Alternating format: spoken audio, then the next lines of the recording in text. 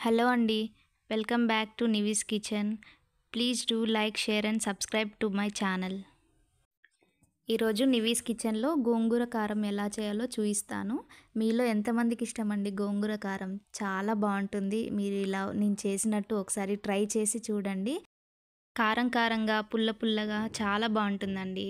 మీరు ఖచ్చితంగా ట్రై చేసి చూడండి ఈ రెసిపీ ఒకసారి. మళ్ళీ మళ్ళీ తినాలనిపిస్తుంది మీకు. దానికోసం నేను ఒక ఫ్రైయింగ్ ప్యాన్ పెట్టుకున్నాను. ఇప్పుడు గోంగూరని నేను ఒక 1 అవర్ ఎండలో ఆరబెట్టుకున్నాననమాట కడిగి. గోంగూరలో అసలు వాటర్ ఉండొద్దండి. మొత్తం వాటర్ అన్నీ పోయి బాగా ఆరిన తర్వాతే మనం ఫ్రై చేసుకోవాలి. వితౌట్ ఆయిలే చేయాలి. ఆయిల్ వేస్తే మెత్తగా అయిపోతుంది కదా! అందుకోసమని వితౌట్ ఆయిలే ఫ్రై చేసుకోండి. కలర్ మొత్తం చేంజ్ అయింది చూసారా? మొత్తం ఏమంటారు కరివేపాకు వేయించితే సౌండ్ వస్తుంది కదండీ! అలా వస్తుంది. దాని తర్వాత దీన్ని ఒక ప్లేట్లోకి తీసుకోండి, ట్రాన్స్ఫర్ చేసేసుకోండి. మళ్ళీ అదే ప్యాన్లో కొంచెం లైట్గా ఆయిల్ వేసుకోండి. నేను దాంట్లోకి మసాలా తయారు చేసుకుంటున్నాను అనమాట. దానికోసం నేను మినప్పప్పు వేసుకోండి, ధనియాలు మీ ఇష్టం అండి. మసాలా ఎక్కువ కావాలనుకుంటే మీరు వేసుకోవచ్చు. ఇవి బాగా గోల్డెన్ బ్రౌన్ కలర్ వచ్చే వరకు వేయించండి, పచ్చిగా ఉంచకండి. జీలకర్ర వేస్తున్నాను, కొన్ని మెంతులు కూడా వేసాను నేను. నువ్వులు ఉంటాయి కదండి, వైట్వే వేసుకోండి, బ్లాక్ నువ్వులు వేయకండి, వైట్ ఉంటాయి కదా అవే వేసుకోండి.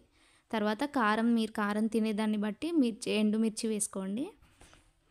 అవి బాగా వేగాలి. వేగిన తర్వాత ఒక వెల్లుల్లి తీసుకొని అలా స్టవ్ మీదే డైరెక్ట్ కాల్చండి. అలా కాల్చడం వల్ల ఫ్లేవర్ చాలా బాగుంటుంది. మీరెప్పుడు ఇలా ట్రై చేయకపోతే ఒకసారి వెల్లుల్లిని డైరెక్ట్ కాల్చి ఇలా చేయండి, చాలా బాగుంటుంది. ఇలా చేసుకొని తిన్న తర్వాత నాకు ఫీడ్బ్యాక్ సెండ్ చేయండి ఎలా ఉందా అని. వెల్లుల్లి మీద అలా తొక్కు తీయకుండానే వేయండి, అలా అయితేనే ఫ్లేవర్ బాగుంటుంది. మనం కాల్చినాం కాబట్టి అలాగే వేసుకున్నాను నేను కూడా. బాగా ఇప్పుడు అంతా మసాలా అంతా వేగిపోయింది కదా. ఇప్పుడు గోంగూరని సపరేట్గా గ్రైండ్ చేసుకోవాలి, ప్లస్ మనం తయారు చేసుకున్న మసాలా కూడా సపరేట్గా మిక్సీ పట్టుకోవాలన్నమాట. ఫస్ట్ నేను గోంగూర మిక్సీ పట్టుకుంటున్నాను. రెండు కలిపే గ్రైండ్ చేసుకోవచ్చు, కాకపోతే నాకు గోంగూర చాలా మెత్తగా అయితే నచ్చదన్నమాట. కొంచెం పొడి పొడిగా, కొంచెం గోంగూర లాగా కనిపిస్తూ ఉంటేనే బాగుంటుంది. అందుకే నేను గోంగూర ఫస్ట్ గ్రైండ్ చేసుకున్న తర్వాత దాంట్లోనే అదే మిక్సీ జార్లో ఈ మసాలా మొత్తం వేసుకొని గ్రైండ్ చేయండి. ఇప్పుడు దాంట్లోనే కొంచెం కల్లుప్పు వేసుకోండి. మెత్తగా గ్రైండ్ చేసుకున్న తర్వాత మనం గోంగూర మిక్సీ పట్టి పెట్టుకున్నాం కదా, అందులో కలిపేయండి.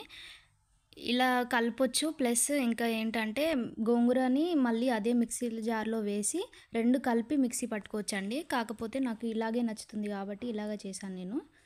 అంటే గోంగూర మరీ మెత్తగా అయిపోతే బాగుండదు, అందుకోసమని నేను రెండు మిక్సీ పట్టలేదన్నమాట కలిపి. తిని చూసాక మీరు ఒకవేళ కారంగా ఉందనుకోండి, అంటే మనం మిరపకాయలది ఘాటు మనకు తెలియకుండా వేసేస్తాం కదా, కారంగా ఉంటే కొంచెం చింతపండు వేసి మళ్ళీ అంతా మిక్సీ పట్టుకోండి. ఈ గోంగూర కారం ఒక 1 మంత్ వరకు ఉంటుందండి, ఖరాబ్ కాకుండా. సో ఎయిర్ టైట్ కంటైనర్ ఉంటుంది కదా, అందులో పెట్టేయండి. అందులో అంటే ఫ్లేవర్ పోవద్దు కదా, అందుకోసమని ఎయిర్ టైట్ దాంట్లో పెట్టండి. ఈ రెసిపీ మీకు నచ్చిందనే అనుకుంటున్నాను. ఈ రెసిపీ ఒకవేళ మీకు నచ్చితే లైక్ చేయండి, ఫ్రెండ్స్ అండ్ ఫ్యామిలీ మెంబర్స్కి షేర్ చేయండి, అండ్ నా ఛానల్ని సబ్స్క్రైబ్ చేయండి. బాయ్.